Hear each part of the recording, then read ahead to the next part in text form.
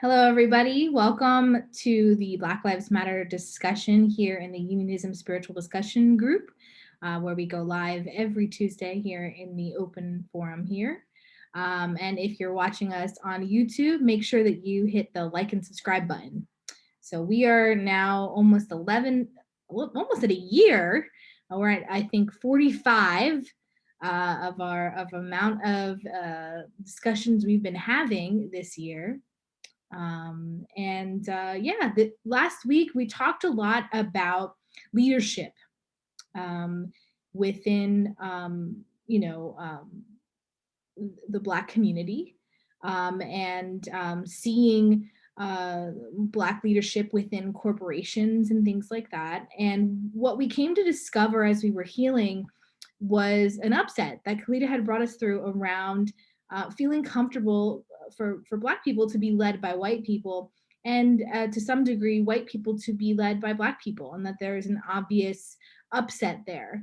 And what we came to was really a deeper understanding around needing to be able to trust each other, needing to be able to build a relationship. And so I'm just gonna kind of open the floor here to kind of have a dialogue started around what does that mean? What does that look like? How does that feel for everybody? And how can someone go deeper in a relationship and building trust with their fellow counterpart of the other color in terms of leadership?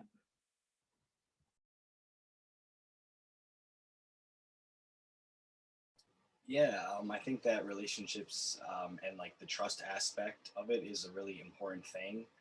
And there's definitely a lot to heal around that. So if somebody wants to heal and go into that kind of uncomfortable spot and just see what comes up there, I'll guide you through it.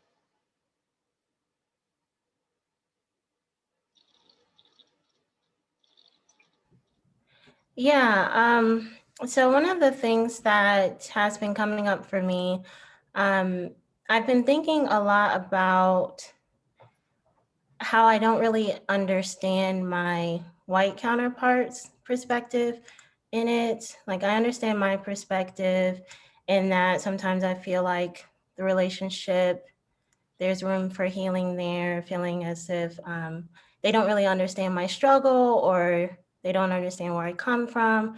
But I've never really heard or feel like I've understood my white counterparts' perspective in that. So it would be nice to kind of feel into that. Yeah. So when you talk about the perspective, right? What does the feeling that it brings up? Like, what's kind of the fear behind that when you go into it? Yeah, like for me, when I think about what their perspective could be, it kind of feels like they might not want to face the discomfort in just talking about race relations, and the sort of contention that between white people and Black people in particular in America, right? Not wanting to really talk about that contention there and wanting to avoid it rather than kind of face it. And I don't know if it's like guilt or yeah, I mean, I don't really know what it is. Yeah. Well, I think you brought up a good place to start, which is avoidance. I think that's a really important part. So maybe there is a part of you that's avoiding. Do Yeah. you want to just feel into that deeper and see what just arises here?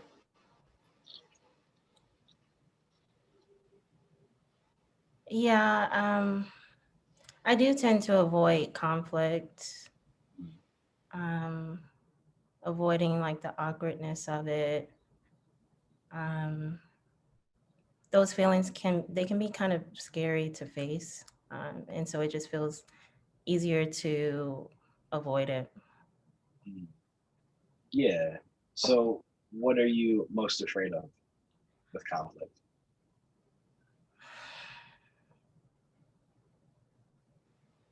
Mhm.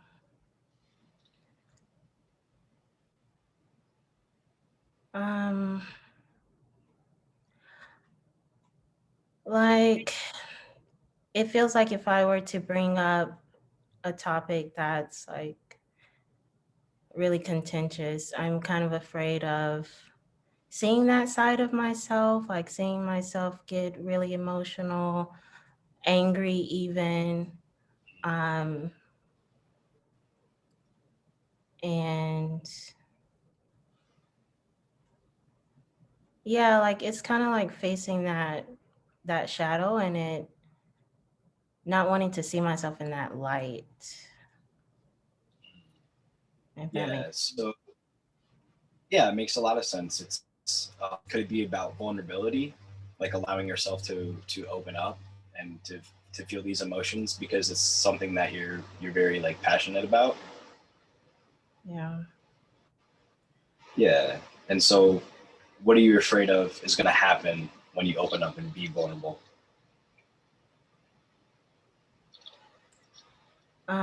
That we're not gonna find a resolution. Like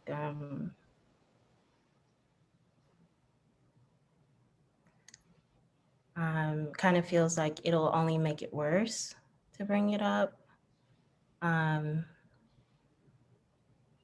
and like just those feelings of like anger and blame and all of those negative feelings, it just feels like on the surface that it'll make things worse before they get any better. Yeah. Do you believe that your choice is powerful? Yeah. Yeah. So, if you're choosing to have a resolution and to solve a problem, isn't God going to help you here to produce that? Yes. Yeah, because he wants the best for you, right? Right. And he desires what you desire. Right. Yeah. So maybe it's also about surrendering to the outcome too. Yeah. Yeah. And trusting God ultimately that He's going to solve this problem.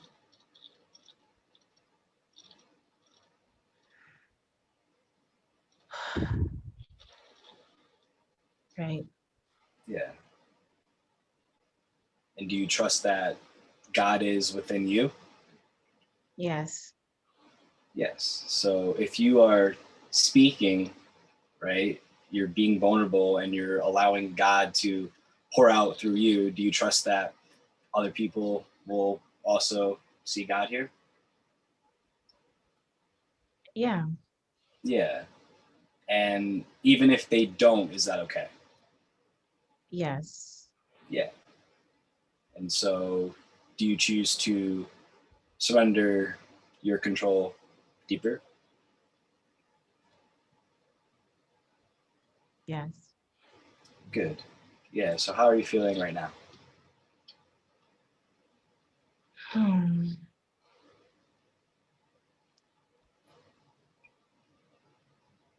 It feels better. Mhm. I guess what's kind of left is like this feeling of not wanting anyone to be upset with me or mad at me. Um, I don't know. Yeah. Mhm. Yeah. So if someone's upset with you, what does that mean? Uh, yeah, that I've done something wrong or I've inflicted pain on another person or um, yeah, like that I've done something wrong, that I've done something bad. Right. Um, Yeah. So there's a belief that because you upset somebody else that you did something wrong. yeah. Yeah. Are you responsible for somebody else though? No, I'm not No. Who are you responsible for? myself. Yeah. And so if someone's upset, do you have to like, give in to their upset? No. No. You can stand strong in your truth, right? Right. Yeah. and they're just working on something in themselves, and you're not a part of that. Right. Yeah. And is it safe for you to experience like someone being upset? Hmm. Mm, I mean, it's uncomfortable, right. but I guess that's okay. Yeah. Well, there's a deeper fear here though. So what's that deeper fear?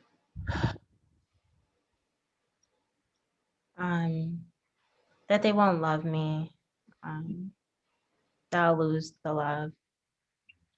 Yeah.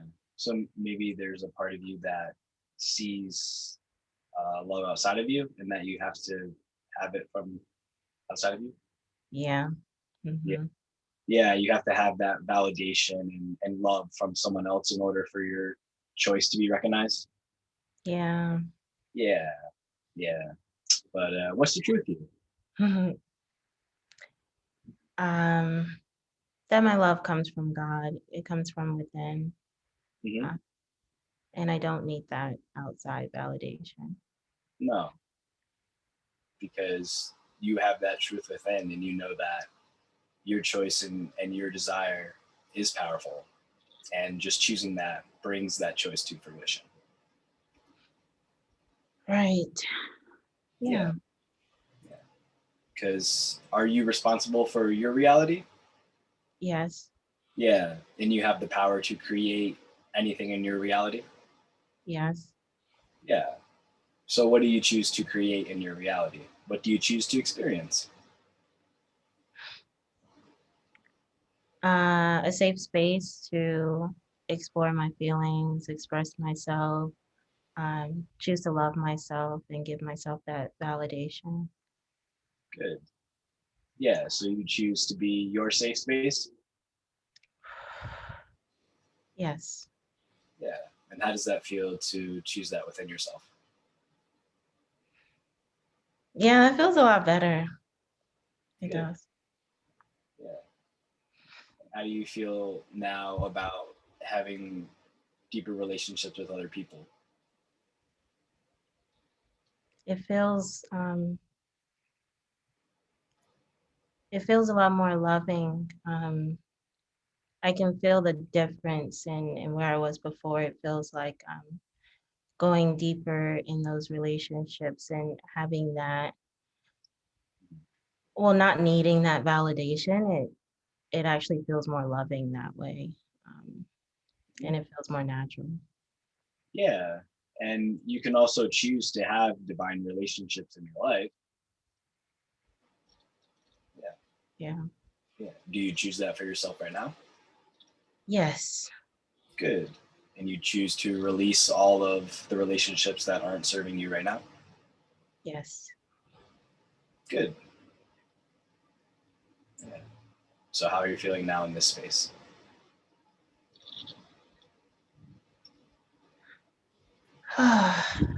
Yeah, I feel good. I feel good here. Good. Yeah. Is there any other feelings that are coming Well, it feels safer to have that dialogue and um go to some of those shadowy kind of places um and heal there rather than avoid it. It feels more loving to face it and bring it up and have that conversation. Um, so yeah, that feels really good. Yeah, yeah, because it's right for you to demand love, right, and to demand respect. Yeah. Is that okay to do? What was that? Is that okay to do? Yeah. Yeah, good, Yeah. perfect, awesome. Is there any other thing that you want to work through, or do you feel complete peace here?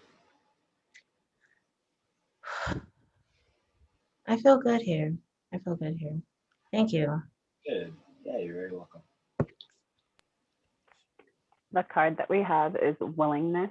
You are able to compromise if the end result is love. So your willingness to go into that space that you want to avoid and just bring love there you'll be met with love. Nice work. That's beautiful. Awesome. Does anybody else want to do healing? Because I feel like there's somebody else that has a piece somewhere.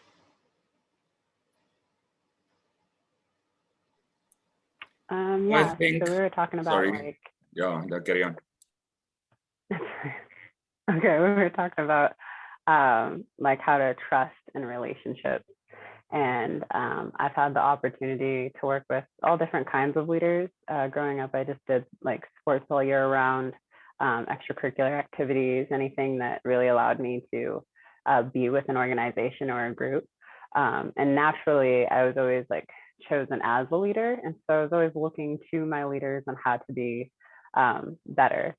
And one of the things that I really loved about one of my favorite leaders was he was always very clear on his purpose and like his purpose on why he was leading. And his job was to really pinpoint each person's like unique gift and help them really expand in that gift, how to really be strong in that gift.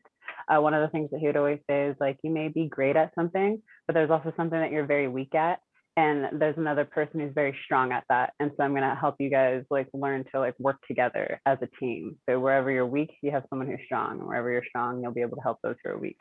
And so that was his goal, and really being able to lead. He didn't care like what you look like, the color of your skin, whether or not you graduated high school. Like he was about like, what is your strong qualities and how can I help you expand in those? And then how can I help you like really figure out maybe where you're not so strong, and how we can also like love yourself into that place, into that leadership role. And so that's how I've really gotten clear on how I can trust leaders, is like, what is their purpose and what is their desire of leading a team. And that's something that Jeff and Shaleia are really amazing at, is like they're very clear on what their purpose is. They make sure that everyone has that clarity, whether or not they're doing a live in one of the groups or doing a post, but they're very clear on where they're headed and what they expect from their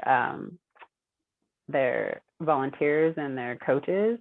And then they also show up in that way too. That's the one thing about how I can trust leaders, is if they're saying one thing and then showing up in that space, instead of saying one thing and then going and like effing off somewhere else. And so those are two things that I've had to really look at when it comes to being able to trust my leaders, is if they're leading by example, and also wanting to help people grow their strengths and really build other leaders as well. Perfect. Yeah. How do you feel, Bill? Wow, sorry. How do you feel about being a leader? I could say prior to this work, I was very hesitant about being a leader. I always felt that other people's success was my responsibility. And through this work, I've learned that I'm actually not responsible for anyone. And so as I choose to just show up for myself as a leader and really love myself in that place, I've become much more confident in leading, because I'm leading from a place of love instead of a place of ego and a place of like, before it was a place of like materialistic things, like how can I lead so I can get this and this? And now it's like, how can I lead and bring love into this space? How can I lead and show them their true divinity? And so by this work, my reason for leadership has definitely shifted. And it's because I desire to lead in the way that God wants me to. And that is through like releasing that, like almost like that selflessness, like what's in it for me. Understanding that when I help my fellow brothers and sisters, like I'm included into the what's in it for me part. I still get like loved in that space. So I don't have to think of the outcome about me. It's about like what's in it for love, what's in it for God, what is it that he's doing in this space here. So I actually look forward to leading in more places. And I'm learning that it's when I'm being called to lead somewhere, it's actually just helping me expand in my life purpose. And so I'm more open to it instead of being resistant to it. Awesome. Thanks, Kanisha. Thanks for sharing that. Absolutely.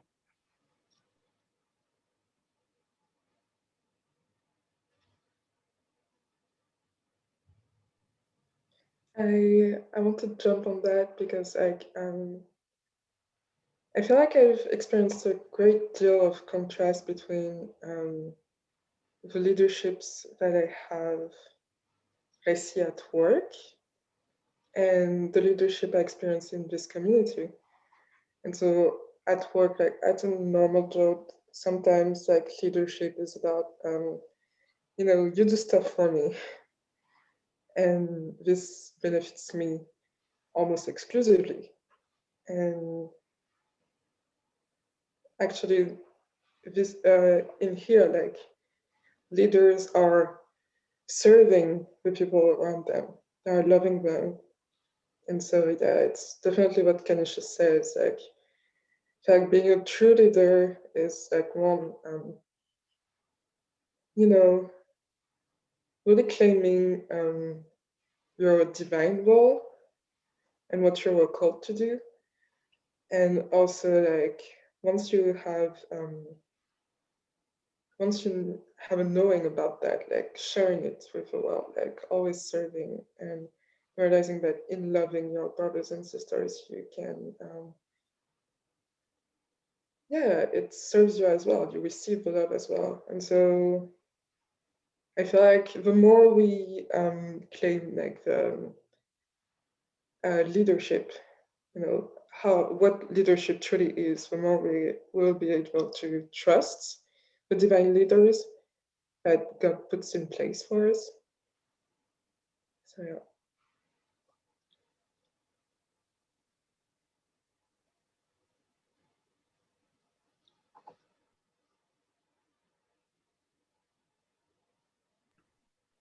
One thing I wanted to circle back on that Deanna touched on in her healing is wanting to understand the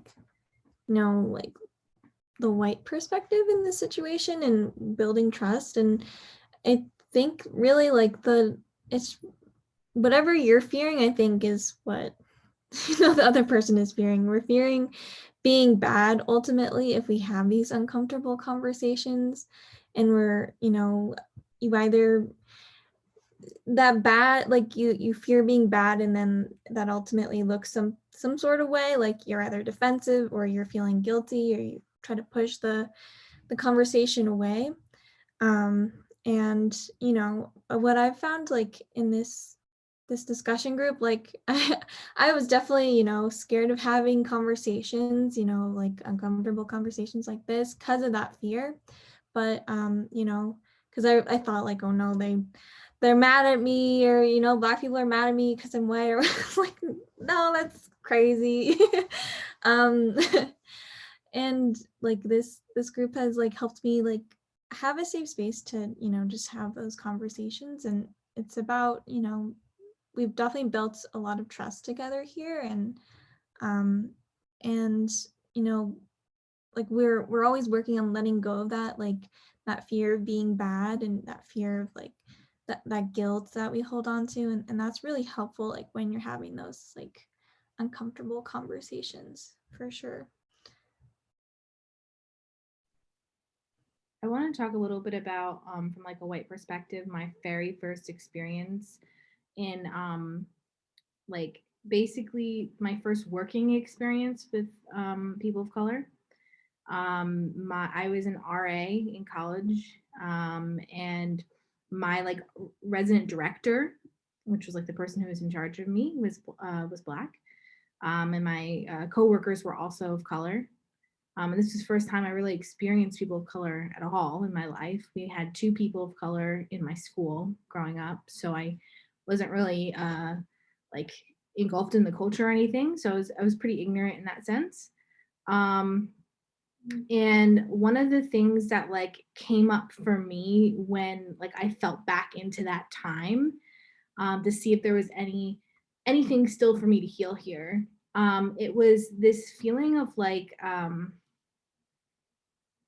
like not being able to trust them because they like they would right, I'm going to mirror this, right, but they were not following the rules to a T. I'll say that. And so it felt really uncomfortable for me because I was somebody who would follow the rules to a T. And what I had known in the past about Black people was a lot around like this like criminal viewpoint, right? Like that was like what was taught to me as a kid. And so to me, it's that same thing that Marley was talking about, that bad, like feeling like you're bad. And I actually manifested getting in trouble as an RA because I tried to like get along with this other fellow RA on my team. And I ended up like doing something against the rules because none of them were following the rules, and getting in a lot of trouble and losing out on big scholarship. I almost didn't get to go, back to the school the following semester. I had to do a lot of different stuff or whatever. And so like, for me, it was this feeling of like, I can't trust you because you aren't going to follow the rules 100%. And you're not going to like, look out for the best interest of everyone. And I think what it was that like, it's that belief. Like, I'm sure that the person who was my RD, like my boss, was working through feelings of feeling like they were bad or something like that. And it just was it was different. And so I don't know, for me, like, I didn't really enjoy that. And then when I was in the workplace, I didn't have a leader specifically that was of color, but I did work with people of color. And again, it was that same thing of like not following the rules. It wasn't until I came, like Urene had said, not until I'd come into this community where I started to work with people of color and felt like really comfortable, like I could trust people. And like there's still points where I work with people of color and it's like I can feel like the insecurity sometimes. And like I definitely resonate with that insecurity within myself. But yeah, I think those two things were things that came up for me, was like insecurity and not following things 100% by the book. Yes, Ray, if you feel into that space right now, what feeling does that bring up for you? Discomfort. Yeah. And what is that discomfort about? Like doing something wrong. So there's a part of you that feels like it's doing something wrong all the time. Yeah.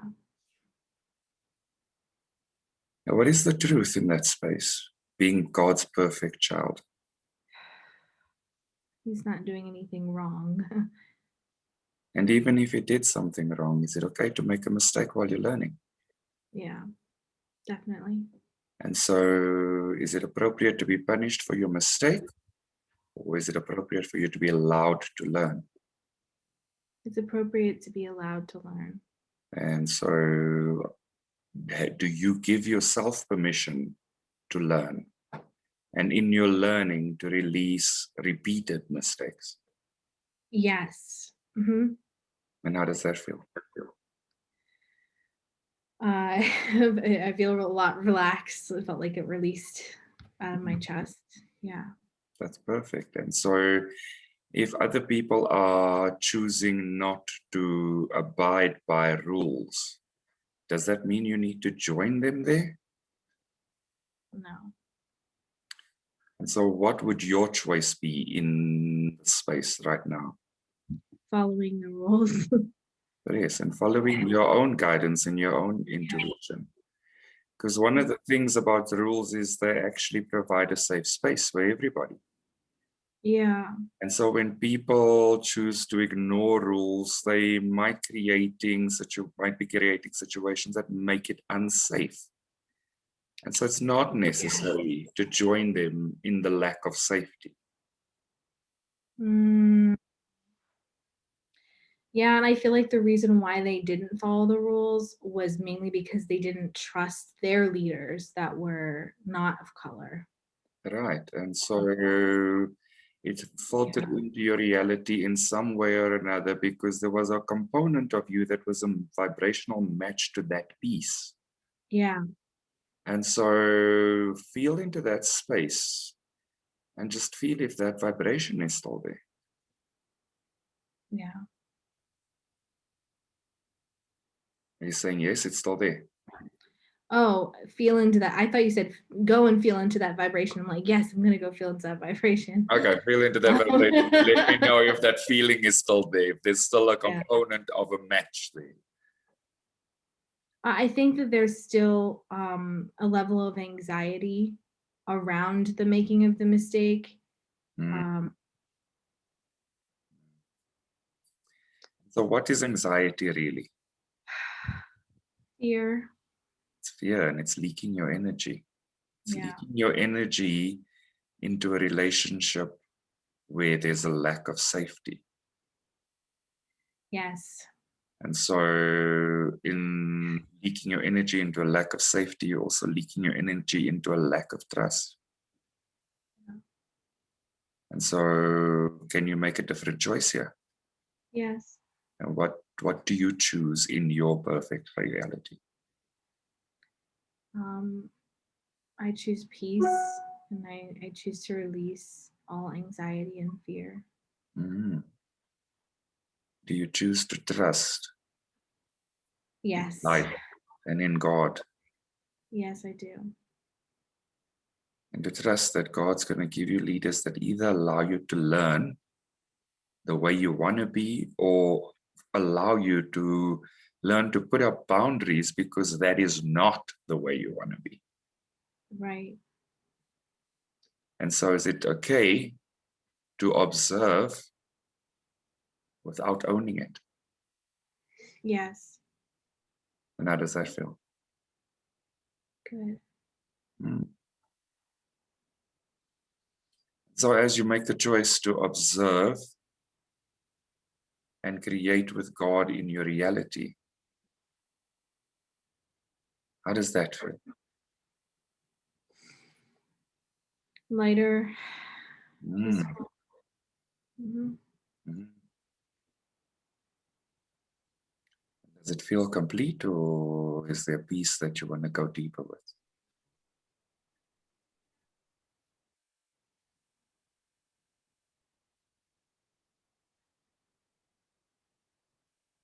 That feels complete. Mm. Would you like to just allow all of that to just settle into your heart space and into your core and just allow it to ground and know that you did a perfect job of healing that?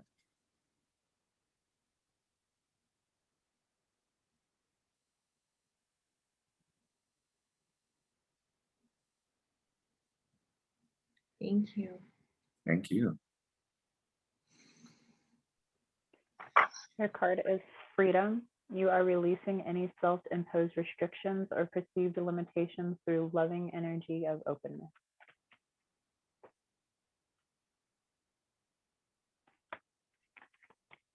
That's perfect. You know, I laughed because yesterday, when in my coaching session, Keely also pulled some cards, and I was like, "You planned this, didn't you?" But you just can't make this shit up, right? Like God actually just guides you perfectly, even in the cards. Absolutely. Yeah, I usually just say a little prayer before we start, and then the cards just line up perfectly. Yeah, so how's everybody feeling right now? Who has the next piece here?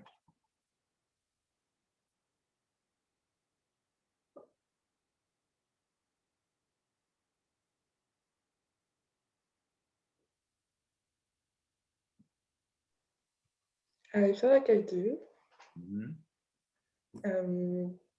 As Ray was talking, I was reminded of patterns that I experienced when I was in my first college, and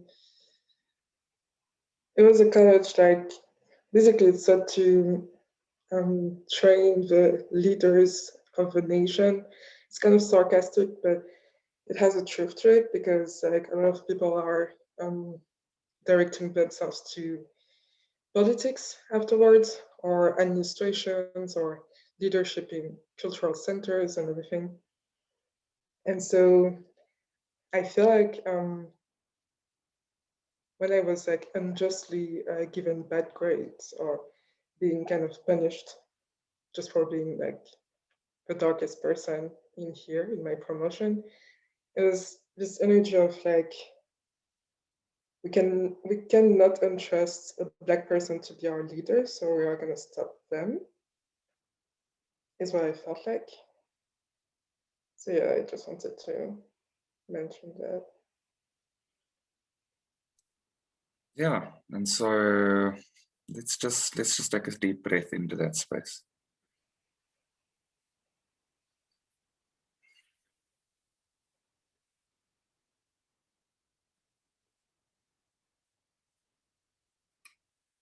And so the feeling that you had around not being allowed to be a leader as a Black person, what does that feel like?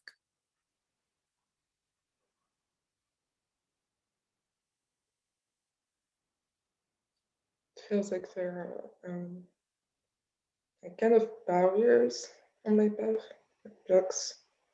So the feeling is that somebody can prevent you from your good. What is the truth though? No. Nobody can prevent you from your good, because your good is yours. What is the source of your good? God is. God is the source of your good. And so nobody can stand in the way of your good. And so can you see that part of yourself that believes that other people still have power over your good? Yes. And what does she feel? What does she need to feel loved right now?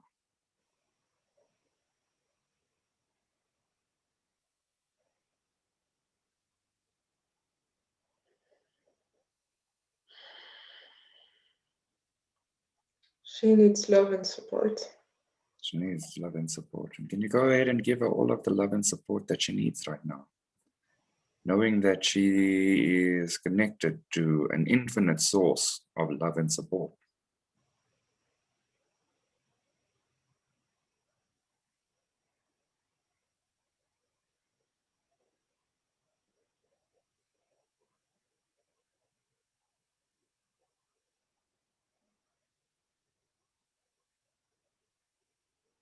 Knowing that your source is infinite, can you be limited? No.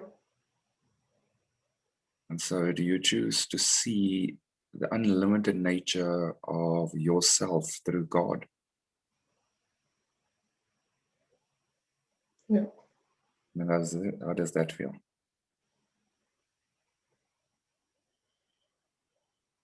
It feels better. I feel like there's more here. If you want to go deeper. There's this hurt part in me. It's like disillusion, because in my childhood I was given all the keys to kind of claim my dream life, kind of claim my leadership, and then coming into predominantly white space, I was that felt like that power was retrieved or taken. And where did all those keys come from? And where did all that power come from in the first place as a child? From God. Right. And so will God allow your good and your power that God has given you, that is your birthright, to be taken? No, but it does feel like, there's this upset at God, like, kind of like he can take back what he has given. So you're upset with God is that he's conditional. Oh, yeah. Now, what is the truth about your loving God and the love that your God gives you? He gives unconditional love. Exactly. And so if that love is unconditional, are there terms and conditions where God will choose to love you in one situation and not another?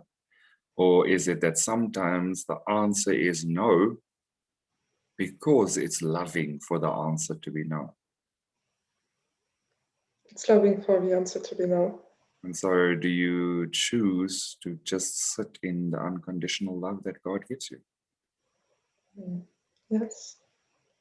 Do you remember the other thing that we grow up with is this concept of a Santa Claus God.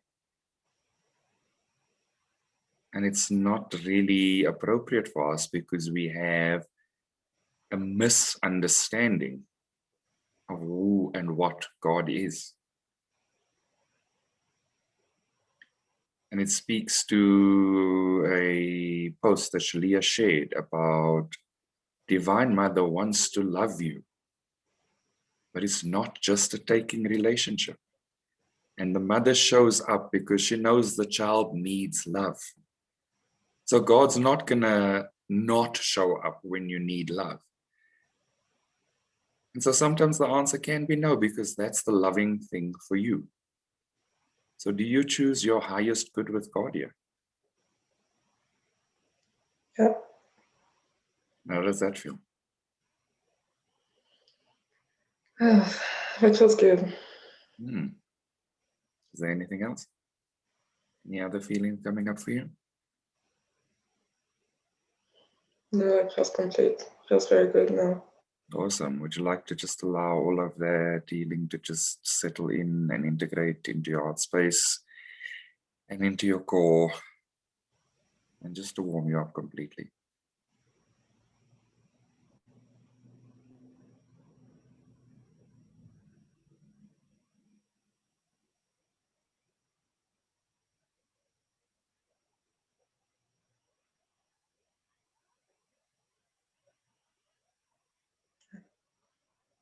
Thank you. Thank you. The card we have is forgiveness. You are now able to activate the power of love in order to release past hurt.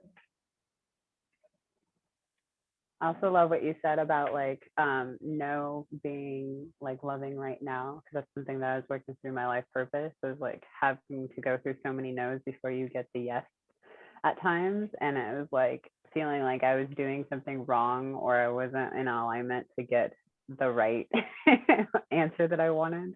But how it's also like really spiritually building you, because it required me to have to do a lot of mirror work when I got the no. But when you pointed out that it was just what was loving for me in that moment, it's like, wow, God is always loving me, even if it is a no. And so I appreciate you helping us work through that. And also as a leader, sometimes you have to tell people no, and that can be really uncomfortable. And being able to do what's best for the team or for whatever it is. And so, yeah, thank you for that. Thank you. Thank you. You're very welcome. And I think one of the things and the reason why I'm able to go into that space as well is because there have been no's in my life. And sometimes those no's were not no, they were not yet. You know, and so I think we grow up in a very instant gratification society with a lot of things in our lives. Like some things, yes, we just can't have as we're growing up due to resources or whatever. But then there's also that space that we subscribe to the philosophy of instant gratification. And sometimes that instant gratification is actually not good or healthy for you. And so the not yets are sometimes the more peaceful thing, because they give you additional building blocks so that when you get to the yes, it's a resounding yes. It's a perfect yes for you. And it's been a lesson that I've had to learn. And sometimes when I say no, it's not because I'm being difficult or withholding. It's actually to say, well, actually, that's your responsibility. I will walk this path with you, but that's your job. It's not my job. And I think sometimes God gives us the no to allow us to build the chops to do our job. Mm. And it's a walk of faith. Eh? It really is a walk of faith, because at that point, like the one thing is like, oh my God, why have you forsaken me? You know, kind of thing. And it reminds me of a scene from The Shack, where he says to God, like, actually, you even left your son on the cross. And God's like, you misunderstand the mystery. And God shows him the healed parts of the wrist and says, I was there. I was right there with him. And that's part of us being discerning. Like, the mystery is sometimes just a learning curve as well. So yes, it doesn't feel good to get the no, but sometimes it's the best thing for you. Absolutely. Yeah, so I want to share the other side of that story, like the other side of that healing. Like, ultimately, I quit that college and went to another. And I had big dreams and like a vision there, so I was really angry to quit, but at the same time, it was relieving. And by quitting there, like by changing college, I was able to meet the person who kickstarted my twin flame journey. And so, which I would I wouldn't have met him if I was in that other college. This is really clear to me. And also, that other college gave me another part of the same things I was learning, but like with more of a hands-on practice, and enables me to give to the church today. So basically, and now I can like have my vision come to life, but in a more grounded way. So I can now see that it was not a no, but a not yet. At the time, I felt like it was like, I have something better for you, which was true as well.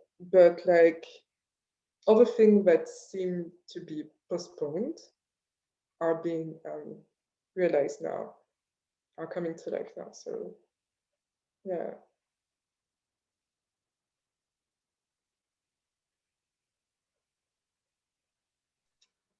I think just as, can you hear the words that come out of my mouth? Hello, hello, hello. I think just as I'm like just hearing everyone in the conversation, what keeps coming up for me is that trust is rooted in God, and that all our relationships, trust with ourselves, trust with each other, trust with leadership, all boils down to like trusting God. And which is a powerful thing to say, because, well, at least for me, because I'm like, I don't trust you, God. I trust you. But there's also issues with other people, in my life, or a whole race group, if you will, or a whole ethnic group, and there's tension there. How can I, right? Going back to like the scripture of I think this is the scripture of like, how can you love the God that you do not see and love the God that you do see, or whatever it is? It's like the opposite, right? Like, how can you really claim that you love God that you don't even see, but like don't love who you do see? And I think, trust centers on that as well. And so it just kind of boils me, or routes me back to say like, okay, where is this missing link with me not trusting you, God, so that these other parts can easily heal. And so that feels reassuring as I'm in day 30 of my 40-day devotional of trusting God. And really has been a really learning process, and this has been helpful to, I don't know, just continue on that path, to really be confident in my trust of God and ultimately my trust of self and others.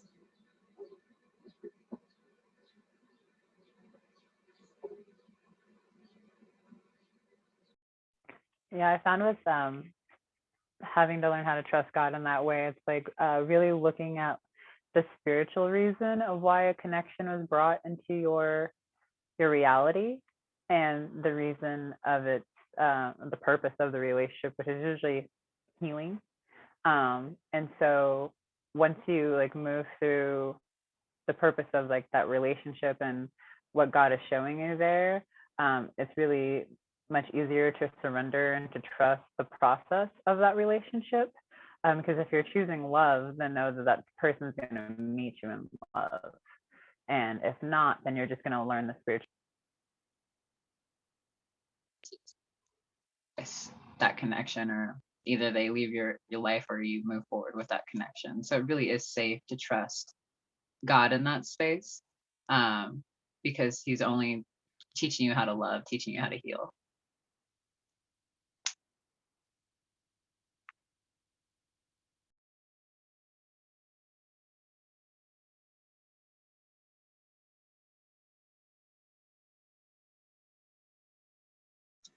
And just going back to something that Dion said,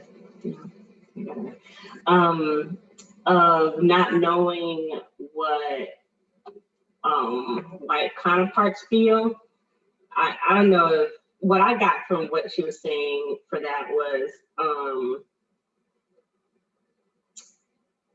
I know that I don't trust, or what is the thing that plays in the head is like, I don't trust white people because of like history, right? And so it's like, okay, if I look back at history and the decisions made on behalf of BIPOC, Black and Indigenous people of color in this country, you know, track record not so good, right? And so that's what, you know, I might connect to or choose to connect to. And then of course the healing happens to break that connection. But I felt like what Deanna was saying is like, what is it for white people that would have white people not trust Black people? And I think like that's a heavy piece. The lie that's been told us. Yeah, wouldn't it be the same history? Mm-hmm. To talk more, what history? Well, like it's propaganda, right? Like white people have been taught for decades, centuries, that Black people are something to be feared. And that they are not as divine is the best way to communicate it. Not that that's true, but that is what is constantly being communicated in the way that people are raised, specifically in very predominantly white communities. Yeah, and based off of even just media and movies and stuff, like we talked about before on here, of like how a lot of Black people are seen as the villain. Like you can see them as like the school dropouts, the one who end up in jail, the one who steals, the one who who doesn't support their families. Like that is what white people's history of Black people is. I think the most positive one would be Martin Luther King, Rosa Parks, but that's not like a diverse of history that's positive for Black people. And so their white people's perception of why probably they can't trust the leader is based off of false propaganda, like you were saying, and just false beliefs. And so as a Black person, my job is to show up in a space of love, in a space where God's calling me to, and trusting that he's going to work through me to help heal and mend that upset that white people have with Black leaders. Yeah, and I think you're speaking to a very important point around history leading into intergenerational trauma. Mhm. And so what we carry around are probably the remnants of that intergenerational trauma. And yet when we become present in the present moment, we start to encounter how there has been a shift. But it requires you to, one, be present with God, be present with yourself, be present with the reality that you're living.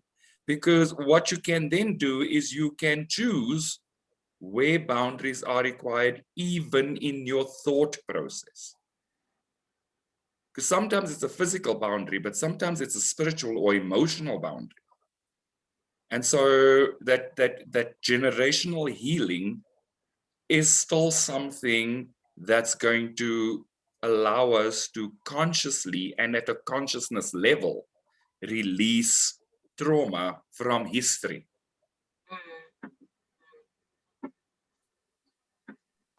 Yeah, I love that you say that, because it wasn't something I quite wrapped my head around. I noticed that, so of course I'm a Black woman, my children are white, and I don't think they don't understand it, but I did realize I was at the park with my youngest, who's 5, and he ran from a mom who was pushing her child. They're both Black. And it startled me for a second because I was like, what is happening here? I was like, I'm a Black woman, child. Like, why are you acting like this? And he was just like, I don't know. I'm scared. And I was like, why? And he's like, because her skin is darker than mine. And I was like, but baby, my skin's dark too. And he was just like, but it's not as dark. And so I was like, I was trying to figure out like where that came from, but it really is a generational thing that is almost just like naturally transferred. And it required me to do a lot of healing and a lot of just compassion, a lot of forgiveness of the fact that I hadn't quite recognized that space within myself. And so I had to really just choose to bring a lot of love in that space and then communicate in the best way that I could to him. And I just pointed out to him, I was like, what mommy sees is that there's a woman there pushing her little girl. I was like, it's a mommy and a daughter playing on the swing. That's what's happening there. And he's just like, oh, okay. And ended up making his way over there and got on the swing right next to them. And so it was like I just had to teach him. I had to love him in this space, instead of just being like, just brushing it off for most people who want to avoid that, avoid that situation that just came up. And so, yeah, it was God just really showing me that like, it's really helping change perceptions if I can stay in a place of peace. And then if I can also look at that space and really allow myself to heal through that space so that I can help my child heal through it as well. Amen. Yeah, and you know, it has come up for me in my life before. And, you know, I think one of the things that always bothered me is there is a tendency for people to teach their children about what has happened in the past, even though they didn't live it themselves. And so this thread becomes perpetual, and yet it's not often complete reality. It's based in history. It's based in the generational trauma. And so I think that's a good place to also just heal in your inner child, because genetically some things are just passed on like a code. It's a genetic memory, and it doesn't make anybody bad or wrong or anything like that, but it is useful to be aware that certain things can be passed on in that way.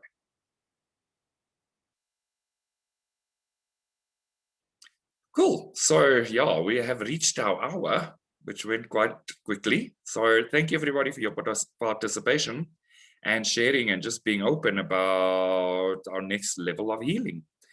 And to everybody that's followed us and been following us for the last few months, thank you as well. We invite you to continue to just follow us and like and subscribe to our Church of Union YouTube channel. You will find all our previous conversations, and we look forward to seeing you next week. Thank you.